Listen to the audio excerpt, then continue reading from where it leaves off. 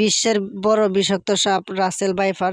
আজকে এই ভিডিওতে দেখুন রাসেল ভাইপার যে সাপটা আমাদের বাংলাদেশে প্রবেশ করছে।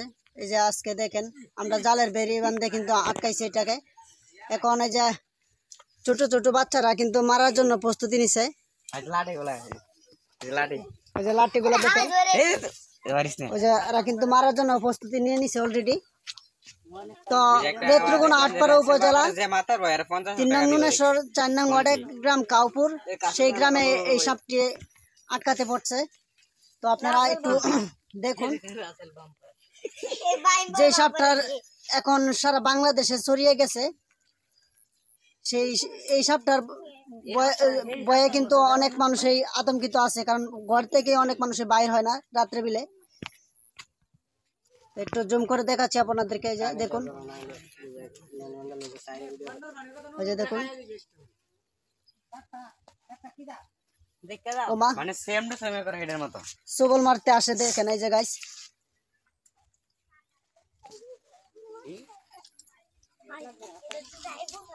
আমরা কিন্তু নেট জাল দিয়ে এটাকে আটকিয়ে দিছি। এখন আমরা এই উজা কে ফোন দিছি, উজা আইসা এটাকে ধরবে। এটা কিন্তু এখনো বড় হয়নি, এটা বাচ্চা মনে হয়। তো এরপরও প্রায় 3 ফুটের কাছাকাছি।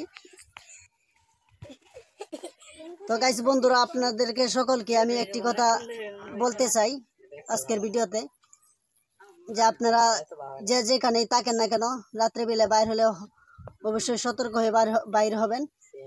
কারণ এই সাপটি কিন্তু এখন বাংলাদেশে ভীষণভাবে মানুষকে ক্ষতিগ্রস্ত করতেছে। যদি একবার কামড়িয়ে দেয় তাহলে সেই মানুষটা বাঁচার সম্ভাবনা বড় জোর এই 20% আর 80% এই মৃত্যুর সম্ভাবনা বেশি। তারা এটার চিকিৎসা এখনো বাইর হয়নি। বাংলাদেশে বা বিদেশে এখনো কোনো দেশে বাইর করতে পারছে না চিকিৎসা, যার ফলে মানুষটি মৃত্যু অনিবার্য।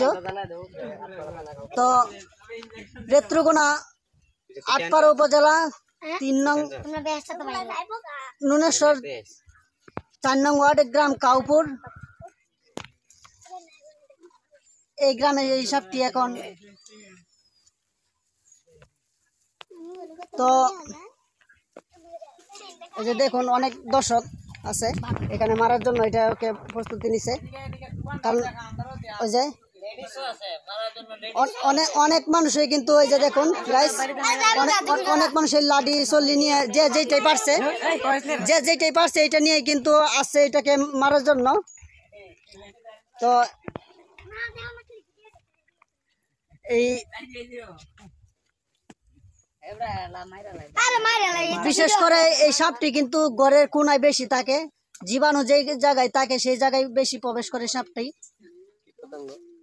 ওই ঘরের কোনায় বা এই চুলায়, বা এক কথায় বলতে কি যে যেখানে এই পচা আবর্জনা আছে সেইখানেই প্রবেশ করে এই সাপটা বেশি।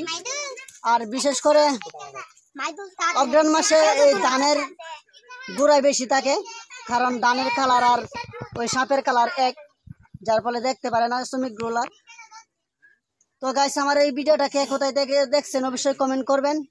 যদি আমার ভিডিওটা ভালো লাগে বেশি বেশি লাইক শেয়ার করবেন, চ্যানেলটি সাবস্ক্রাইব করে পাশে থাকা বেল আইকনটি বাজিয়ে রাখবেন। আর বেশি বেশি আমার এই ভিডিওটা শেয়ার করবেন, অন্যকে দেখার সুযোগ করে দিবেন। কারণ যদি আমার ওই ভিডিওটা বেশি বেশি মানুষের কাছে যায় তাহলে অবশ্যই সকল মানুষই সতর্ক হয়ে যাবে। তো বিশেষ করে আমি সবার জন্য দোয়া করি, আপনারা গাইস সকলেই একটু এটার থেকে বিরত থাকবেন। রাত্রে বা দিনে যেই সময় যেখানে চলা করেন, লাঠি নিয়ে বাইর হবেন। আর লাঠি নিয়ে বাইর হবেন এটা বললে আমার ভুল হবে হয়তো মনে হয়, কারণ একটু আপনার বিশেষ করে সতর্ক থাকবেন এটি। কারণ এটার কিন্তু চিকিৎসা এখনো বাংলাদেশে বা ওই বাহিরের রাষ্ট্রে কোনো জায়গায় এখনো চিকিৎসা এটা ওই উদ্বোধন করতে পারছে না, যার ফলে এটা যদি একবার কামড়িয়ে দেয় তে নিশ্চিত যে এই মানুষটা মৃত্যু হয়ে যাবে। তো ভালো থাকুন, সুস্থ থাকুন, দেখা হবে অন্য কোনো ভিডিওতে। আল্লাহ হাফেজ।